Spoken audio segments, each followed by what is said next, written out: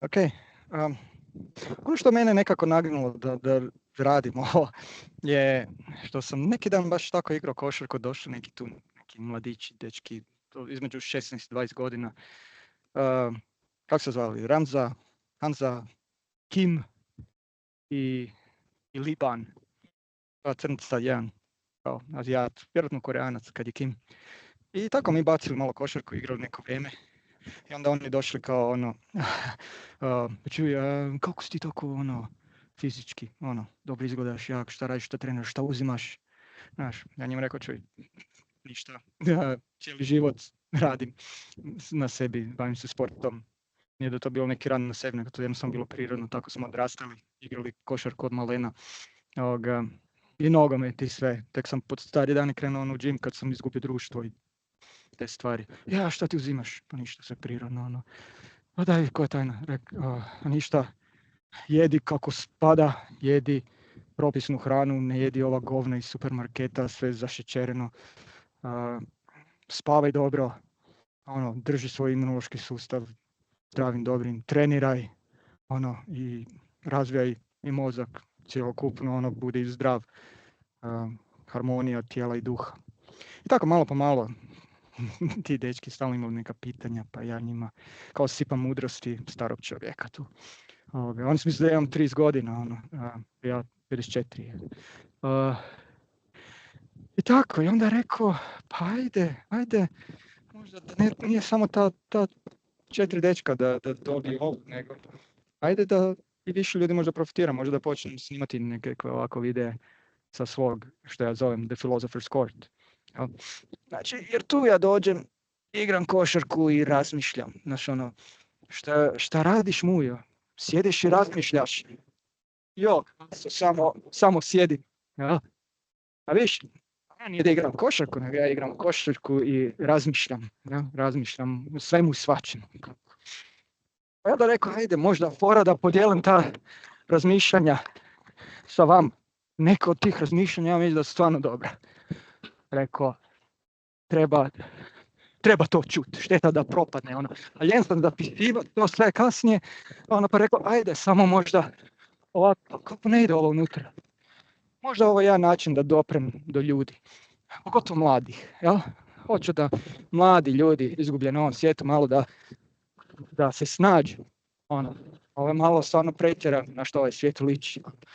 Ludnost, što tetoviraju, ne znaju šta će, nisu u svojoj koži sretni. Pa traže neku drugu kožu, nešto, operiraju se. Svi bi htjeli biti nešto drugo nego što jesu. Ja? Mislim, sve je to u redu, treba se čovjek razvijati stalno, naravno. Treba se razvijati u skladu sa prirodom. Ne nešto, biti nešto što ne možeš da budeš, što nisi. Što je zapravo totalno suprotno tvom bitku, tvom biću.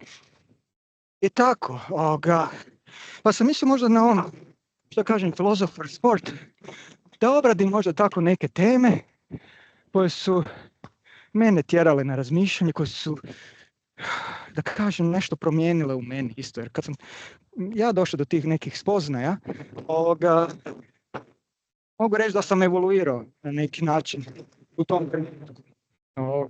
Oprostite na vjetru, ja stvarno nemam nikakvu opremu tu i ovdje puše.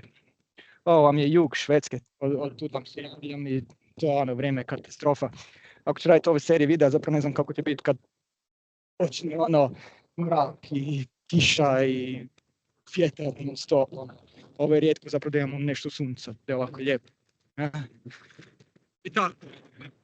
Pa, nadam se da će biti lijepih tema, da ćemo pričati, da ćemo se družiti. Vi, šaljite komentare, kritikujte koliko hoćete, kritizirajte, što god vam padne, ali bi volio da zapravo da civilizirano i pametno diskutirate, a ne da se glupirate i da budu neki prostakluci i netolerancija. Svaki ima pravo na svoje mišljenje, neka ga lijepo izrazi, ne kaže. I zapravo to imam problema sa zglobom, nekad me tako presjeće, godine. pardon na psovki, nastojat ću ne psujem, moj jezik nije baš najčišći, trudim se, šta sam pričao, vrlo često rješenje problema vam se otvori kad uspijete da artikulirate problem. Znači, ne možete vi riješiti problem ako zapravo ne možete da opišete problem. To je prva stvar. I zato bi volio uvijek od svih vas da prvo razmislite prije nego išta kažete. A onda kad kažete, probajte to izraziti na suvisao način, sa konciznim i jasnim rečenicama. Probajte svoje misli organizirati prije nego išta napišete, da to liči na nešto. Previše ljudi samo pišu po ovim socijalnim medijima, samo lupetaju, bez razmišljanja. Ajde vi napravite nešto drugo, malo razmislite, pa napišite nešto suvislo i lijepo. Lijepo u smislu da je pametno, da je jasno, da je koncizno. Okay? Da ste uložili neki trud u te rečenice, u te misli. Da nije da samo reagirate emotivno. Neko vas je uvrijedio, nije vam se svidjelo što je neko nešto tu napisao.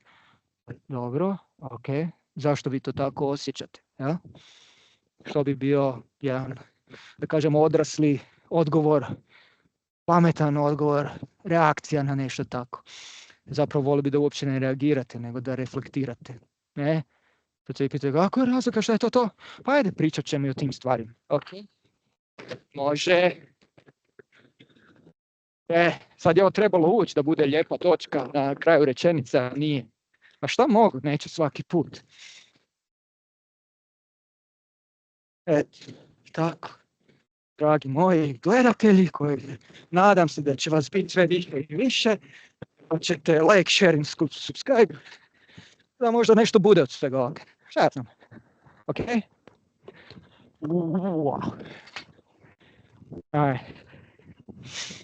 Također, ajde, ko od vas misli da ću sad pogoditi? Evo, tu idem iz neke kao daljine. Da ću pogoditi iz daljine. Šta mislite? Hoću? Neću? Kladite se. Hoću. Evo. Može tako da se igramo. A? Znači, ja sipam mudrosti. Vi slušajte, ponavljate.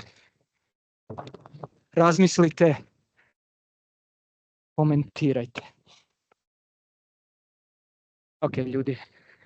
Toliko za ovo javljanje. Biće još, nadam se. Dok je lijepo vrijeme. A vidjet ćemo onda šta ćemo zimi raditi. Kako će ići onda. Ajde, živi bili svi, vidjeli se uskoro.